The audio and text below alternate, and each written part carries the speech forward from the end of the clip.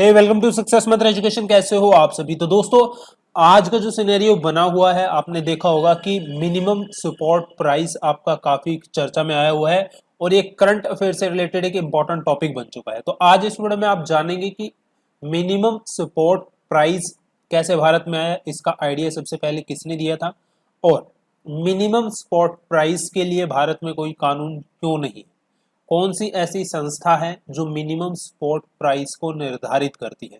ये सारा कुछ इस वीडियो में हम जानेंगे और मिनिमम सपोर्ट प्राइस किसानों के लिए अच्छा क्यों है और बुरा भी क्यों है ये भी इस वीडियो में जानेंगे। तो चलिए इस वीडियो को आगे बढ़ाते हैं और डिस्कस करते हैं। तो सबसे पहली बात हम आईडीए की करते हैं। देखिए ये दौर था 1950-60 के दशक का, जब क्या था होता था किसान जो अपनी फसलें उगाता था तो उस टाइम उसे मार्केट में अपनी जो प्रोडक्शन कॉस्ट भी होती थी उतना भी उसको मूल्य जो है मार्केट में नहीं मिल पाता था इंडियन मार्केट में। ये समय था 1950 और 1960 का।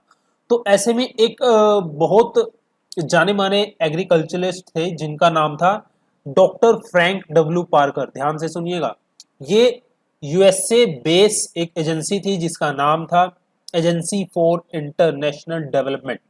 ठीक है, इसका मिशन था इंडिया में, तो इंडिया में आए हुए थे। तो यहाँ पे आके इन्होंने एनालाइज किया और पाया कि जो किसान है, किसान के पास जो वो फसल उगाता है उसके पास उसका जो टोटल कॉस्ट पहुंचनी चाहिए, जो उसको पैसा मिलना चाहिए वो उसको नहीं मिल पा रहा उतना, जिसके वजह से क्या हो रहा है किसान के पास पैसा नहीं पहुंच रहा है। तो जब किसान के पास पैसा नहीं होगा तो वो अच्छे बीज नहीं खरीदेगा, अच्छे बड़ी बीज नहीं खरीदेगा तो अच्छे वो इक्विपमेंट भी नहीं खरीदेगा। ठीक है, और जब ये चीज अच्छे किसान के पास नहीं होगी तो ऐसे में जो पैदावार होगी वो क्या होगी, कम होगी। तो ये आइडिया किसके दिमाग में आया था, डॉक्टर फ्रैंक डब्ल्यू पार्कर के दिमाग में। तो उन्होंने 1959 में उस समय के हमारे जो मिनिस्टर हुआ करते थे उनका नाम था अजीत प्रसाद जैन। ठीक है, अजीत प्रसाद जैन जो उस समय का मिनिस्टर हुआ करते थे एग्रीकल्चर, उन्होंने डॉक्टर फ्रैंक डब्ल्यू पार्कर ने इनको आइडिया दिया।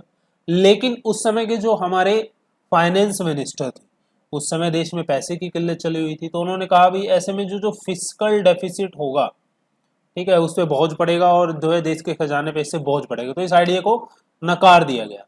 लेकिन बाद में जो डॉक्टर फ्रैंक डब्ल्यू पार्कर का आइडिया था वो उठाया किसने, doctor C Subramaniam.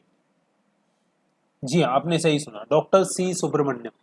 Doctor C Subramaniam 1964 में फूड एंड एग्रीकल्चर मिनिस्टर बने थे। तो वो इस आइडिया को सामने लेके आए, उन्होंने एक पूरी रिपोर्ट, एक बहुत बड़ा ड्राफ्ट उन्होंने तैयार किया और कैबिनेट के सामने रखा। तो जैसे ही वो ड्राफ्ट कैबिनेट के सामने रखा, बहुत ही डिबेट इसके ऊपर चली, बहुत ही चर्चाएं इसके ऊपर चली। लेकिन जो ये सी सुब्रमण्यम स्वामी ने ड्राफ्ट तैयार किया था, इसको उस समय सपोर्ट मिली थी। किसकी सपोर्ट मिली थी उस समय, जो हमारे देश के प्रधानमंत्री थे जिनका नाम था लाल बहादुर शास्त्री। तो सी सुब्रमण्यम स्वामी के इस आइडिया को सपोर्ट मिली और इनकी मदद से देश में दो ऑर्गेनाइजेशन का जन्म हुआ किसानों के हित में। पहली जो ऑर्गेनाइजेशन थी दोस्तों वो थी एग्रीकल्चर प्राइस कमीशन। ठीक है, एग्रीकल्चर प्राइस कमीशन जो कि 1965 में अस्तित्व में आया।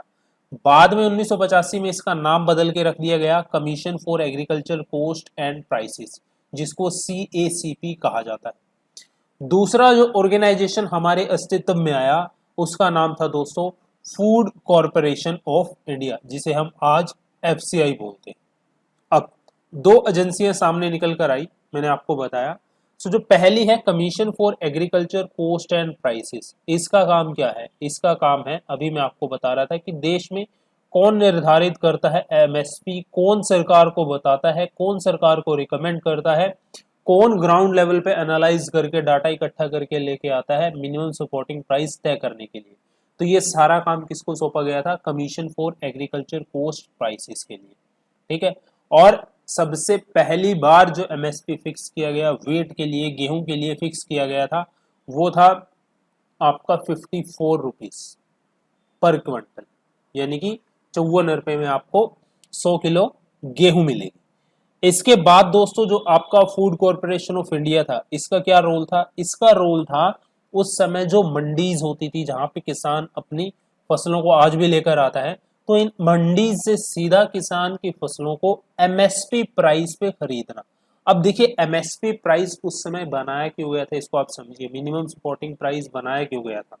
दरअसल जो मैं आपको बता रहा था कि रिकमेंडेशन दी गई थी, क्यों दी गई थी कि उस समय क्या होता था, जो बाजार में बिचौलिए बहुत ज्यादा होते थे, जो किसान की फसलों के मुनाफे का बहुत हिस्सा खा जाते थे। ये मैं 50-60 के दौर की बात कर रहा हूँ, जब आपका एमएसपी का आइडिया माइंड में आया था। तो ऐसे में किसानों के पास पैसा पहुंचाना था उनको, उनकी प्रोडक्शन कॉस्ट, कई केसों में तो ऐसा होता था किसान की जो प्रोडक्शन कॉस्ट होती थी वो भी उतना भी पैसा किसान को नहीं मिल पाता था। तो सोचिए आप कोई वस्तु बना रहे हैं और उसकी प्रोडक्शन कॉस्ट ही नहीं आपको मिल रही, तो आप घाटे में चल रहे हैं। तो ऐसे में यदि कोई नए टेक्नोलॉजी आते हैं, नए बीज आते हैं, यहाँ तो और आप एनकरेज भी नहीं होगे खेती करने के लिए। तो ऐसे में किसानों को पास उनकी फसल का प्रोडक्शन कॉस्ट के साथ साथ जो है वो थोड़ा प्रॉफिट मार्जिन भी पहुंचे, इसलिए एमएसपी को लाया गया था। ठीक है, अब भारत में बात करते हैं commission for agriculture cost and prices की। ये कैसे निर्धारित करता है? मैंने अभी आपको बताया 1965 में ये आया था। अब एक चीज समझ लीजिए, जब आप commission for agriculture cost and prices की वेबसाइट पे जाओगे तो वहां पे आपको इसके डेफिनेशन की, ये जो ऑर्गेनाइजेशन ये है क्या। दरअसल दोस्तों भारत में ऐसे भी जितने भी गवर्नमेंट ऑफिस होते हैं किसी ऑर्डिनेंस के द्वारा बनते हैं या फिर हमारे संविधान में है, लेकिन जो हमारा commission for agriculture cost and prices है, सीधा सीधा इसकी डेफिनेशन में लिखा हुआ है अटैच्ड ऑफिस। ठीक है, तो यानी कि ये किसी लॉ या किसी एक्ट या फिर हमारा कॉन्स्टिट्यूशनल ऑफिस नहीं है, ये आप समझिए। ये जस्ट एक सपोर्टिंग ऑफिस है, कौन से मिनिस्ट्री का?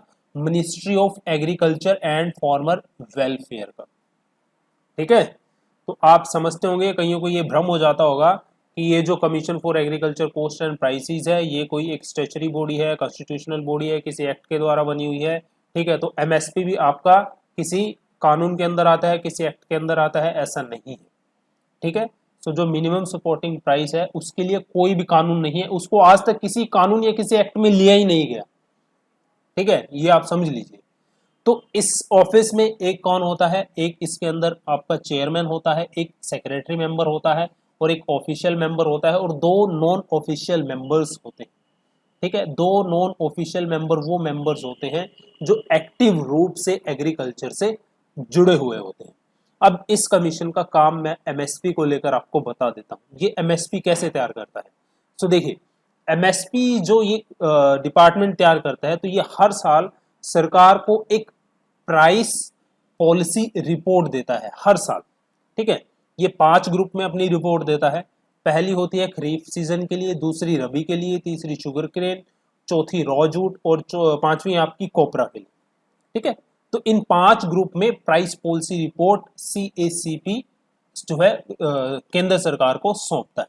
अब जब ये रिपोर्ट तैयार की जाती है, क्योंकि इसी रिपोर्ट के बेस पे आपका एमएसपी केंद्र सरकार तय करती है, तो अब इस एमएसपी इस रिपोर्ट को तैयार करने के लिए सीएसीपी को ग्राउंड लेवल पे बहुत वर्क करना होता है। क्या वर्क करना होता है?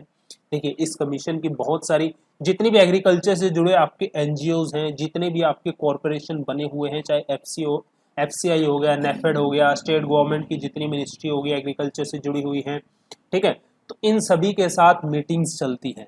जो सीएसीपी होती है वो ग्राउंड लेवल पे जाके जो किसान होते हैं उनकी क्या होती है स्थिति को परखती है, जांचती है, कॉस्ट ऑफ प्रोडक्शन को देखती है। तो बहुत सारा वर्क इसको ग्राउंड लेवल पे करना पड़ता है। प्राइस पॉलिसी रिपोर्ट ऐसे ही तैयार नहीं हो जाती हर साल। ठीक है, अब जब प्राइस पॉलिसी रिपोर्ट तैयार हो जाती है तो हमारी केंद्र सरकार के पास जब ये जाती है तो केंद्र सरकार फिर क्या करती है, प्राइस पॉलिसी रिपोर्ट को दोबारा से जो स्टेट गवर्नमेंट्स होती है, स्टेट गवर्नमेंट्स को भेज देती है, उनके मिनिस्ट्रीज को भेज देती है, साथ के साथ जो केंद्र में एग्रीकल्चर से जुड़ी हुई मिनिस्ट्रीज हैं उनको भेज देती है कि आप इस रिपोर्ट को एनालाइज कीजिए और अपने कमेंट इस रिपोर्ट पे दीजिए। तो जो स्टेट मिनिस्ट्रीज होती हैं, सेंट्रल की मिनिस्ट्री होती हैं, रिपोर्ट को एनालाइज करती हैं, फिर उस पर कमेंट देती हैं, तब ये कमेंट वापस आते हैं। तो उसके आधार पर जो केंद्र सरकार होती है वो फसलों के लिए एमएसपी का निर्धारण करती है। ठीक है, तो अभी 23 फसलों के लिए एमएसपी का निर्धारण, इसके लिए रिपोर्ट कौन बनाता है?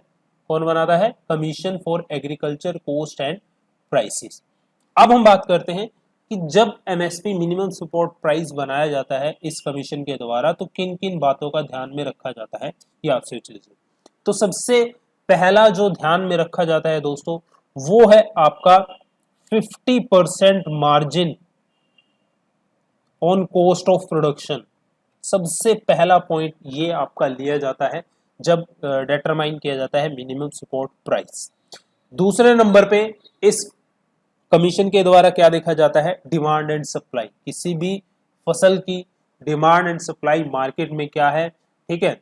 कॉस्ट ऑफ प्रोडक्शन मैंने आपको बता दिया। उसके अलावा जो प्राइस है, उसकी कीमत है उस वस्तु की इस साल में, पिछले साल में, कुछ उससे पिछले सालों में कि ट्रेंड इसका जो मार्केट के अंदर इस क्रॉप का, इस फसल का क्या चल रहा है, चाहे वो मार्केट आपकी डोमेस्टिक है, ठीक है, चाहे हमारी कंट्री के अंदर है या फिर वो इंटरनेशनल अंतरराष्ट्रीय स्तर पे, ठीक है। इसके बाद आपका inter crop price parity, term for trade between agriculture and non agriculture, और इसके अलावा likely implication of MSP on consumers of that product. यानी कि यदि एमएसपी बढ़ता है, मिनिमम सपोर्टिंग प्राइस बढ़ता है, तो इसके इम्प्लीकेशन का जो कंज्यूमर, हालांकि जो हम फसलें खाते हैं, गेहूं खाते हैं, अनाज खाते हैं, चावल खाते हैं, क्योंकि कंज्यूमर ही कंज्यूम करना है, करेगा ना उसको, तो उसका इम्प्लीकेशन कंज्यूमर्स पे क्या होगा, इन सभी बातों को ध्यान में रखकर इस कमीशन के द्वारा एमएसपी की रिपोर्ट बनाई जाती है। तो यहाँ पे हमने देखा कि एमएसपी का आइडिया आया कहाँ से। दूसरा, एमएसपी है उसके लिए फिलहाल कोई कानून नहीं है। यदि कोई अपोजिशन पार्टी अभी इसके ऊपर कह रही है कि एमएसपी, देखिए एमएसपी निर्धारित करने के लिए सरकार कोई बाध्य नहीं है, ये किसी कानून में ये नहीं है, किसी एक्ट में नहीं है, ये जस्ट किसानों को उनके प्रोडक्शन ऑफ कॉस्ट से जो है उनको कम कीमत ना मिले, इसलिए एमएसपी को कुछ फसलों के लिए निर्धारित किया जाता है, ये आपको पता होना चाहिए। यहाँ फिर बता दूं, सरकार एमएसपी के लिए बाध्य नहीं है, कि सरकार किसानों के हित में सोचती है, इसीलिए एमएसपी है। अब किसानों के हित में एमएसपी है, ठीक है, कैसे?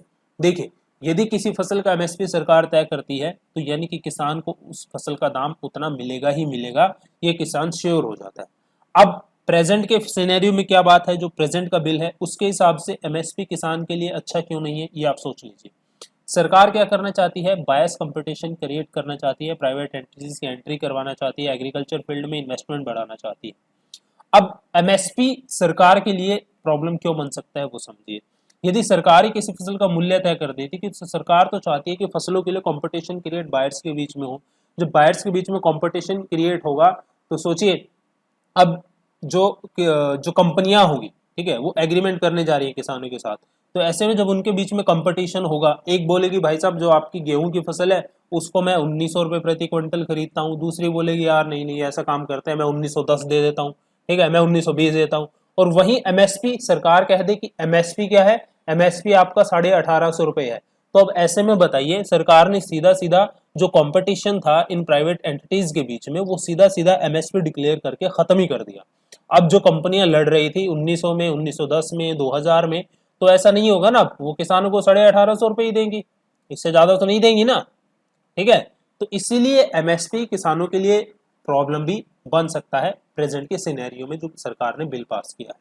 फिर मैं बता दूं आपको, मैंने इस वीडियो में आइडिया बता दिया कहाँ से आया एमएसपी, और ये कोई सरकार को इसके लेकर कोई बाध्य नहीं है, इसको कौन बनाता है, कैसे निर्धारित होता है। वीडियो आपको कैसा लगा जरूर बताइएगा। मिलता हूँ आपसे नेक्स्ट वीडियो में नए टॉपिक के साथ, तब तक के लिए बाय बाय।